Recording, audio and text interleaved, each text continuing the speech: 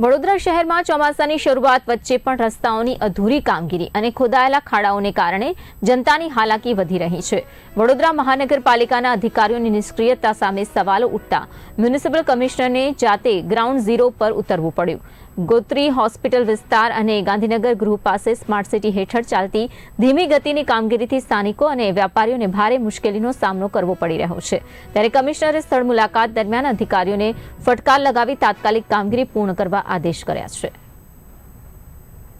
ઘણી તકલીફ છે સાહેબ, 4-5 મહિનાથી ચાલે છે આવું અને કોઈ જાતનું ધ્યાન નથી।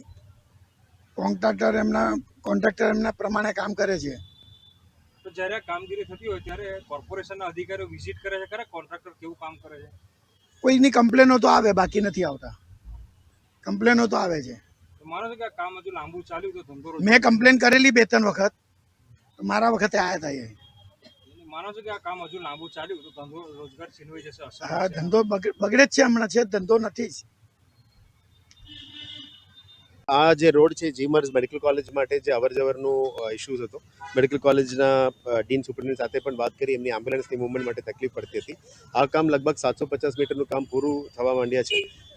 વિધિન વીક આ બધું રસ્તા અમે ખોલી દઈશું।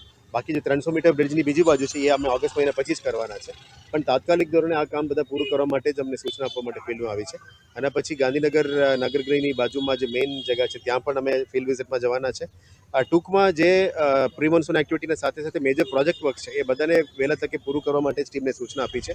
અને ફિલ્ડ લેવલમાં પ્રી મોન્સૂન એક્ટિવિટી સાથે સાથે જે જગ્યામાં પાણી ભરાવતું હોય વોર્ડ લેવલમાં, ઝોન લેવલમાં, એની રિવ્યૂ ઝોનલ લેવલમાં પણ થાય છે। હવે અત્યારે પદાધિકારીઓ પણ ફિલ્ડમાં જઈને એમને જોડીને રિવ્યૂ કરી રહ્યા છે।